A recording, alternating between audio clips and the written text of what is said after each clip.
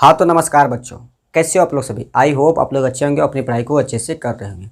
तो देखिए, आज के इस वीडियो लेक्चर में मैं आप लोगों को प्रश्नावली 2.3 का दूसरा नंबर सवाल बताने वाला हूँ, क्योंकि इससे पहले मैंने आप लोगों को 2.3 का पहला नंबर सवाल बता दिया है। और बहुपद में जो भी एक्सरसाइज है, जैसे प्रश्नावली 2.1 और 2.2 का कंप्लीट सोल्यूशन मैंने करा रखा है, ठीक है।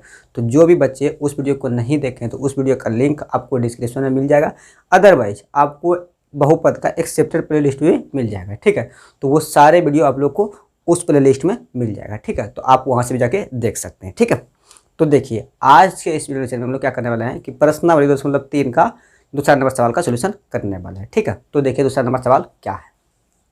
दूसरा नंबर सवाल है कि पहले बहुपद को दूसरे बहुपद से, यहाँ को नहीं होगा, से होगा, ठीक है। दूसरे बहुपद से भाग करके जांच कीजिए कि क्या प्रथम बहुपद द्वितीय बहुपद का एक गुणनखंड है, ठीक है। मीन्स हम लोग को क्या करना है कि पहले बहुपद को दूसरे बहुपद से, ठीक है, भाग करके जांच करना है कि प्रथम बहुपद जो है द्वितीय बहुपद का एक गुणनखंड है कि नहीं है, ठीक है। मीन्स हम लोग को क्या करना है कि यहाँ देखिए दो बहुपद दिया गया है, ठीक है। यानी पहला बहुपद ये हो गया और दूसरा बहुपद ये हो गया, ठीक है। मीन्स हम लोग को क्या करना है कि इसमें भाग देना है, और भाग देने के बाद देखना है कि ये जो है ना, ये इसका यानी ये जो है ना, इसका गुणनखंड है कि नहीं है, ठीक है। अब उसके लिए देखिए आप लोग को किन बातों का ध्यान देना है, ठीक है। सबसे पहली बात, यहाँ देखिए, जब इससे भाग करेंगे इसमें, ठीक है, तो भाग करने के बाद अगर 0 आ जाए, ठीक है, तो ये जो होगा इसका बहुपद होगा, यानी गुणनखंड होगा, ठीक है। अगर 0 आ जाए तो यानी रिमाइंडर 0 आ जाएगा तो क्या होगा, ये इसका गुणनखंड होगा, ठीक है। अगर रिमाइंडर 0 नहीं आएगा तो ये इसका गुणनखंड नहीं होगा, ठीक है। तो यही हम लोग को चेक करना है, ठीक है। इसमें से देखिए 3 सवाल दिया गया है और तीनों सवाल सेम इसी प्रोसेस से बनेगा, ठीक है। तो देखिए पहला नंबर सवाल क्या है। पहला नंबर में क्या है यहाँ कि टी स्क्वायर माइनस 3। तो सबसे पहले यहाँ क्या कर लेंगे, यहाँ मैं हल कर रहा हूँ, ठीक है। क्या है, टी स्क्वायर माइनस 3, ठीक है। अब इसमें इसे किस में भागना है, तो 2t पर पावर 4 सॉरी यहाँ 4 होगा, 4 minus plus 3t cube minus 2t square minus 9t अब माइनस 12 है, ठीक है। यानी इसमें हम लोग को भाग करना है, ठीक है। अगर देखिए इससे भाग करेंगे ई टोटल में, ठीक है। अगर भाग देने के बाद अगर यहाँ रिमाइंडर 0 आ जाएगा, रिमाइंडर 0 आएगा, ठीक है, तो ये क्या होगा, इसका गुणनखंड होगा। अगर रिमाइंडर 0 नहीं आएगा तो ये इसका गुणनखंड नहीं होगा, ठीक है।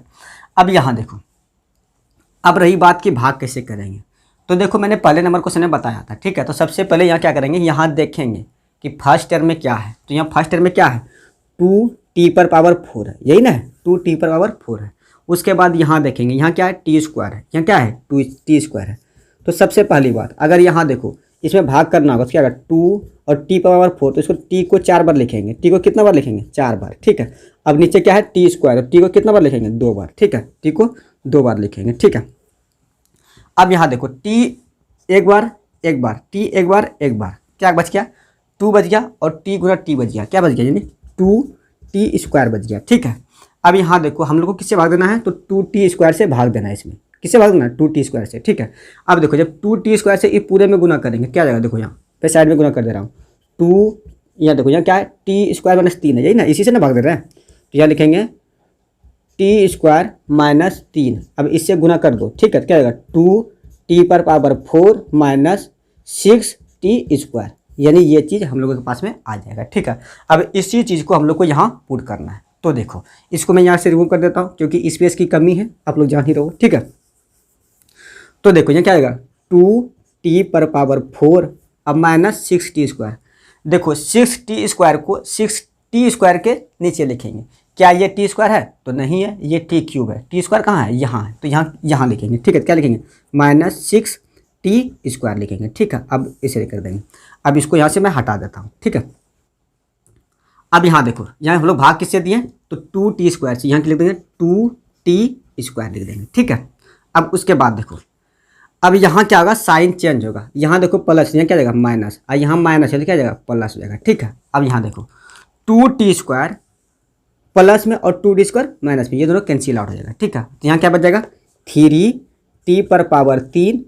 अब देखो ये माइनस में ये प्लस में, तो प्लस वाला ज़्यादा है तो क्या जाएगा, बच जाएगा प्लस वाला। अब यहाँ 6 है यहाँ 2 है तो कितना बच जाएगा, 4t² माइनस 9t माइनस 12 हो गया। ठीक है, अब यहाँ देखो यहाँ कितना गया, 3t³। ठीक है, यहाँ क्या है, t² है।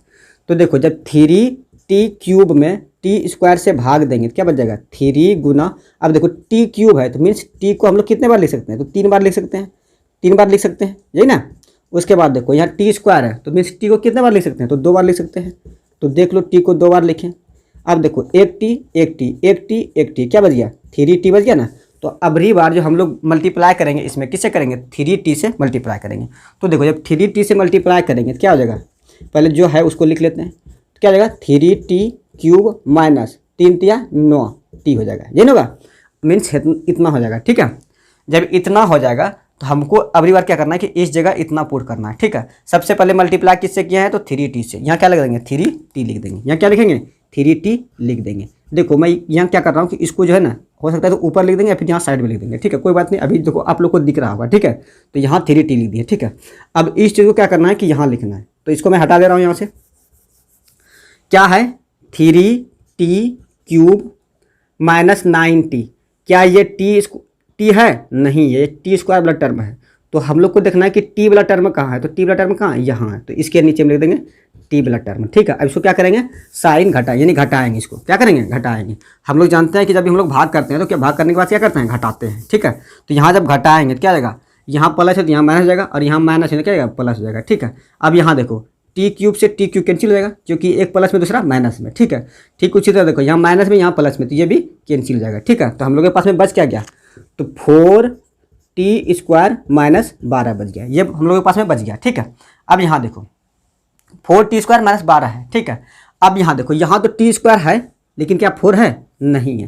तो यहाँ किसे मल्टीप्लाई करेंगे, 4 से। तो देखो जब हम 4 से मल्टीप्लाई करेंगे तो क्या आ जाएगा, 4t²।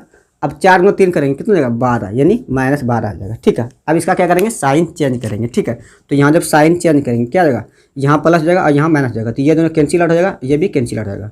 मीन्स कितना आ गया, 0 आ गया, रिमाइंडर 0 आ गया। ठीक है, पहले यहाँ देखो किससे मल्टीप्लाई किए थे, तो 4 से, तो यहाँ क्या लिख देंगे, प्लस का 4। ठीक है, अब देखो इससे जब हम लोग इसमें भाग दिए तो रिमाइंडर कितना आ गया, 0 आ गया, रिमाइंडर 0 आ गया। ठीक है, जब रिमाइंडर 0 आ गया मीन्स क्या आ गया कि ये जो है ये वाला टर्म, इस वाला टर्म का एक गुणनखंड है। ठीक है, तो यहाँ हम लोग अंत में क्या लिखेंगे कि t² माइनस 3 इतना का एक गुणनखंड है। ठीक है, तो यहाँ लिख देंगे ये एक गुणनखंड है,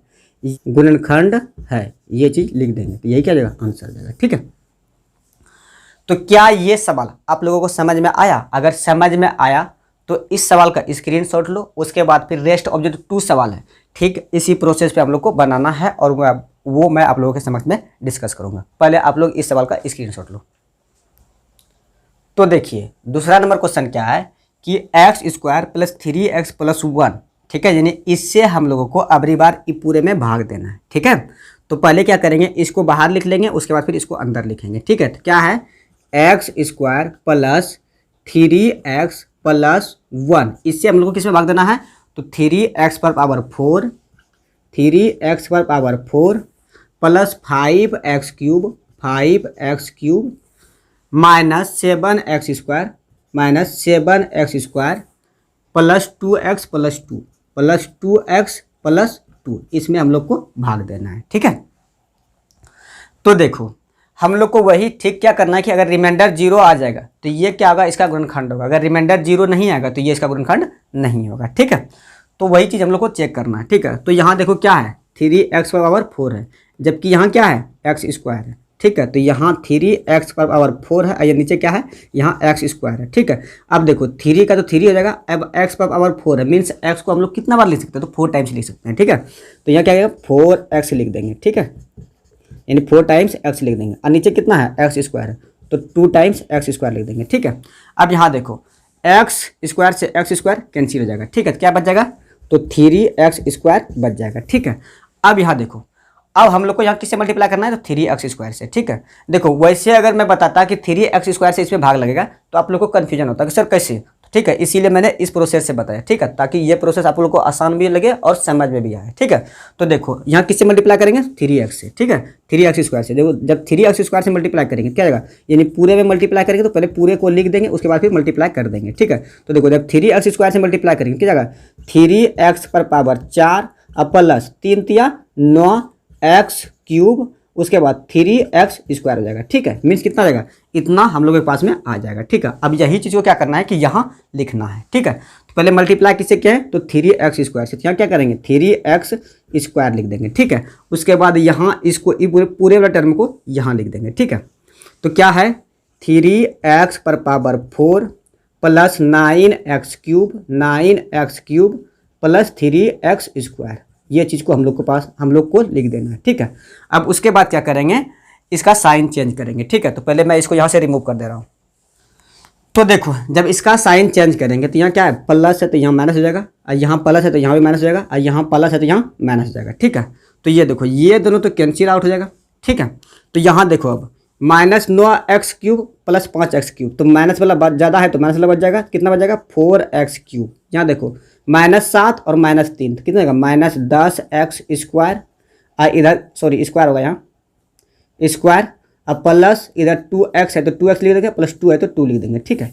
अब यहाँ देखो यहाँ कितना आ गया -4x क्यूब, ठीक है। तो क्या यहाँ माइनस में 4x है, तो नहीं है, तो -4x से गुना करेंगे। उसके बाद फिर क्या देखो यहाँ x स्क्वायर है, यहाँ क्या गया x क्यूब है, ठीक है। तो -4x से गुना करना पड़ेगा, किससे गुना करेंगे -4x से, ठीक है। तो यहाँ मैं साइड में लिख दे रहा हूँ कितना -4x, ठीक है। तो यहाँ क्या देखो जब -4x से गुना करेंगे क्या देगा -4x क्यूब, उसके बाद माइनस गुना प्लस तो माइनस हो जाएगा माइनस 4 तिया कितना जाएगा 12, ठीक है 12x स्क्वायर, उसके बाद देखो -4x हो जाएगा, कितना हो जाएगा -4x, ठीक है। उसके बाद फिर देखो इसका क्या करेंगे साइन चेंज करेंगे, मीन्स घटाएंगे। तो यहाँ माइनस है यहाँ क्या जाएगा प्लस जाएगा, और यहाँ माइनस है यहाँ भी प्लस जाएगा, यहाँ माइनस है यहाँ भी प्लस जाएगा, ठीक है। अब देखो -4x क्यूब और प्लस 4x क्यूब, तो ये दोनों कैंसिल आउट हो जाएगा, ठीक है। अब यहाँ देखो प्लस का 12x स्क्वायर और माइनस का 10x स्क्वायर क्या बच जाएगा, तो 2x स्क्वायर बच जाएगा। अब यहाँ देखो 2x प्लस में और 4x प्लस में कितना जाएगा, तो 6x हो जाएगा। उसके बाद फिर यहाँ 2 है तो 2 लिख देंगे, ठीक है। अब यहाँ देखो यहाँ भी x स्क्वायर, यहाँ भी x स्क्वायर, यहाँ देखो 2 है, क्या यहाँ 2 है नहीं है, तो किससे मल्टीप्लाई करेंगे 2 से, ठीक है। यहाँ तो क्या लिखेंगे +2, ठीक है +2 लिखेंगे। तो देखो जब 2 से मल्टीप्लाई करेंगे क्या जाएगा 2x स्क्वायर प्लस 2 तिया 6x प्लस 2 एकम 2 हो जाएगा, ठीक है। अब इसका क्या करेंगे साइन को चेंज करेंगे, तो यहाँ प्लस है तो यहाँ क्या जाएगा माइनस, यहाँ प्लस है तो यहाँ माइनस, यहाँ प्लस है तो यहाँ माइनस हो जाएगा, ठीक है। तो ये दोनों कैंसिल आउट हो जाएगा, ये भी कैंसिल आउट हो जाएगा, ये भी कैंसिल आउट हो जाएगा, ठीक है। तो अंततः रिमाइंडर क्या बच गया 0 बच गया, रिमाइंडर क्या बच गया 0, ठीक है।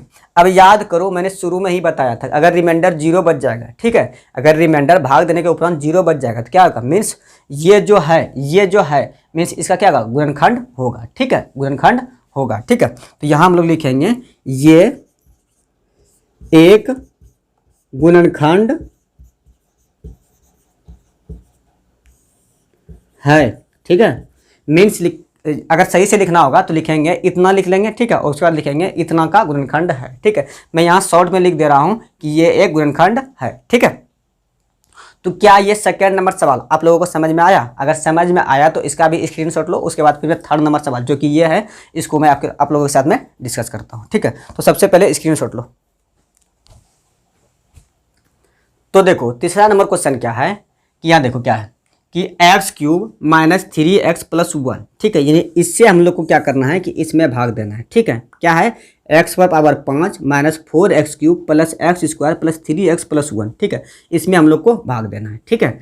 तो देखिए क्या है x क्यूब -3x + 1, ठीक है। ये हम लोग के पास में दिया गया है और इससे क्या करना है कि इसमें भाग देना है, ठीक है। तो क्या है x पर पावर 5 है, उसके बाद -4x क्यूब है, उसके बाद प्लस x स्क्वायर है, उसके बाद प्लस 3x है और प्लस का 1, ठीक है। यानी इसमें हम लोग को भाग करना है, ठीक है। तो देखो सबसे पहले हम लोग को क्या करना है कि यहाँ देखो यहाँ कितना है x पावर 5 है और यहाँ कितना है x क्यूब है, ठीक है। तो अब यहाँ x पावर 5 है, यहाँ x क्यूब है, ठीक है। मीन्स किससे मल्टीप्लाई करें जो यहाँ x पावर 5 हो जाएगा, ठीक है। तो देखो याद करो गुना में पावर जुड़ता है और भाग में पावर घटता है, ठीक है। तो गुना में पावर जुड़ता है और भाग में पावर घटता है। तो देखो मैं डायरेक्ट बता रहा हूँ यहाँ, ठीक है। अगर एक्स क्यूब को एक्स स्क्वायर के साथ में गुना करेंगे, ठीक है, तो अभी क्या बताइए, गुना में पावर जुड़ता है और भाग में पावर घटता है। अगर बेस सेम हो तो यहाँ देखो बेस में क्या है, एक्स है और यहाँ भी एक्स है, ठीक है। तो क्या हो जाएगा, एक्स और 3 + 2 हो जाएगा, क्या हो जाएगा, एक्स पावर 5, ठीक है।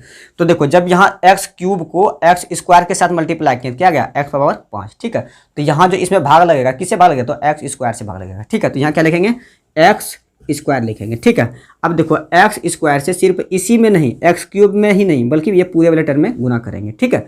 तो देखो जब गुना कर देते हैं, मैं डायरेक्ट यहाँ कर देता हूँ, ठीक है। तो यहाँ क्या आ जाएगा, एक्स पर पावर 5, उसके बाद एक्स स्क्वायर गुना एक्स करेंगे, क्या आएगा, एक्स क्यूब, ठीक है। यहाँ कितना है, 3, तो क्या आएगा -3x³ उसके बाद एक्स स्क्वायर गुना 1 करेंगे, क्या आएगा, एक्स स्क्वायर हो जाएगा, ठीक है। अब इसको क्या करेंगे, घटाएंगे, ठीक है। तो जब घटाएंगे तो क्या हो जाएगा, साइन चेंज होगा, तो यहाँ प्लस है तो यहाँ माइनस हो जाएगा, यहाँ माइनस है तो यहाँ प्लस हो जाएगा, ठीक है। और यहाँ प्लस है तो यहाँ माइनस हो जाएगा, ठीक है। अब ये देखो, ये माइनस में और ये प्लस में, तो दोनों क्या हो जाएगा, कैंसिल आउट हो जाएगा, ठीक है।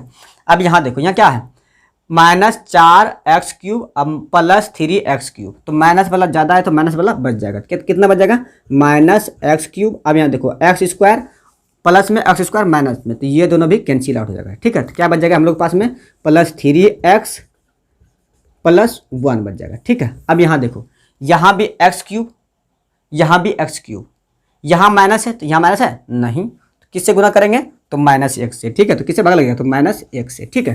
तो देखो जब -1 से भाग देंगे तो माइनस गुना प्लस तो माइनस हो जाएगा, तो यहाँ क्या हो जाएगा, -x³ माइनस गुना माइनस तो क्या हो जाएगा, प्लस हो जाएगा, +3x अब माइनस गुना प्लस तो माइनस हो जाएगा यहाँ, ठीक है। तो यहाँ क्या हो जाएगा, माइनस। अब इसका क्या करेंगे, साइन चेंज करेंगे, तो यहाँ प्लस है तो यहाँ क्या हो जाएगा, माइनस, यहाँ माइनस है तो यहाँ क्या हो जाएगा, प्लस, यहाँ प्लस है तो यहाँ क्या हो जाएगा, माइनस, और यहाँ माइनस है तो यहाँ क्या हो जाएगा, प्लस हो जाएगा, ठीक है।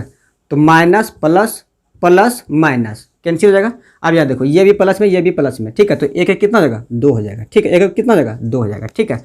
अब यहाँ देखो, भाग देने के उपरांत रिमाइंडर कितना बच गया, 2, ठीक है। लेकिन गुणनखंड होने के लिए मैंने आप लोगों को बताया था कि रिमाइंडर कितना आना चाहिए, तो 0। क्या रिमाइंडर यहाँ 0 आया, नहीं। जब रिमाइंडर नहीं आया 0, तो क्या ये इसका गुणनखंड होगा, नहीं, तो गुणनखंड नहीं होगा, ठीक है। क्योंकि गुणनखंड होने के लिए रिमाइंडर कितना आना चाहिए था, 0, मीन्स रिमाइंडर मतलब शेषफल 0 आना चाहिए। तो शेषफल 0 नहीं आया, तो लिखेंगे ये पूरा वाला टर्म यानी x³ - 3x + 1 इसका गुणनखंड नहीं है, ठीक है। तो यहाँ मैं सीधा लिख दे रहा हूँ कि यह एक गुणनखंड नहीं है। तो ये था 3 सवाल, ठीक है। तो क्या ये तीनों सवाल आप लोगों को समझ में आया, ठीक है। अगर समझ में आया तो वीडियो को लाइक करो, और चैनल पे नए हैं तो चैनल को सब्सक्राइब भी कर लो, और वीडियो को जितना हो सकता है उतना शेयर भी करो, ठीक है। तो चलो, अगर ये सवाल आप लोगों को समझ में आया तो आज के लिए इतना ही रखते हैं, और मिलते हैं जस्ट इसके अगले वाले क्वेश्चन के साथ, ठीक है, और अगले वीडियो लेक्चर में, ठीक है। तो आज के लिए इतना ही रखते हैं, मिलते हैं अगले वीडियो में, तब तक के लिए बाय।